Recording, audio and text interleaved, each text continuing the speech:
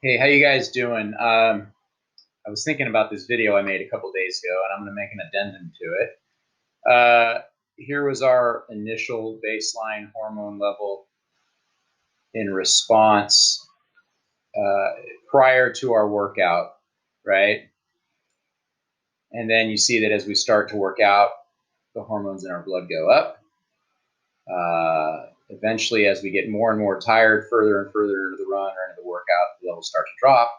And then if we pass a certain boundary towards total exhaustion, our hormone levels drop. So one of the things that happens when athletes work out really, really, really hard is it takes them a long time to recover. However, with the really, really hard workout, you can see also what you get after you've recovered a couple days later is what we call super compensation, where you actually get a higher level of fitness than your baseline fitness. And that's the whole purpose of working out super hard. However, notice how it took us. It took us perhaps up to 48 hours to get to that recovery level. So during the off season, we don't want to train so hard that it takes us 48 hours to recover. If you're a beginner and you run 1 mile, it might take you 48 hours to recover. It's just, to you, that's just very, very hard. But for most of us, an experienced varsity boy might be able to run, 5 miles in the morning and 3 miles in the afternoon and do that every single day, or 4 and 4, or 5 and 4, or whatever. And then if they were going to want to try to go a little bit hard, and each one of those 4 or 5 mile runs would put them right around in this phase right here where they'd get a little bit of benefit from it. They could come back and do it later, and the same thing later in the day. They could do it the next day and the next day and the next day, and it wouldn't break them down. Every once in a while, you're going to want to push it out here a little bit. So like if we're doing, some of you guys have one hard session for the week scheduled right now. That's designed to kind of take you over into this region right here, where you're starting to get a little fatigued and you might have to take an easier day the next day, or you maybe, if you're going to do a second run during the day, you drop that down from 4 miles to 2 miles or something like that.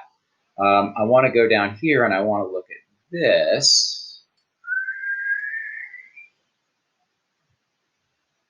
and compare that to the numbers we saw up here. So if you look at number one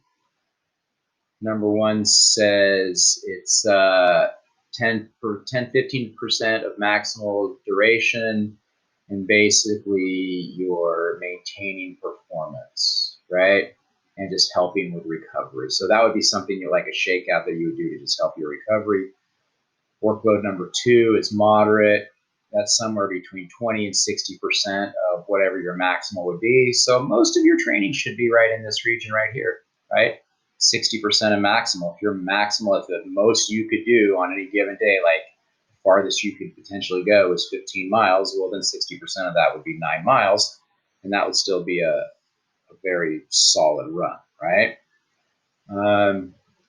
We start getting into phase 3. Maybe this is some of the stuff where we go faster. And let me just note, as you start to go faster, it takes less and less time to move from 1 to 2 to 3 to 4. If you're running a mile race, exhaustion happens after like 5 minutes. Okay?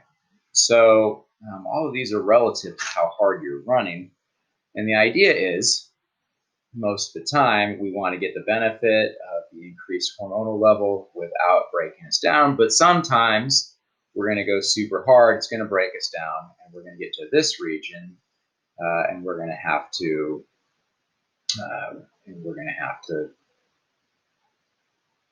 like take some easy days after that. All right.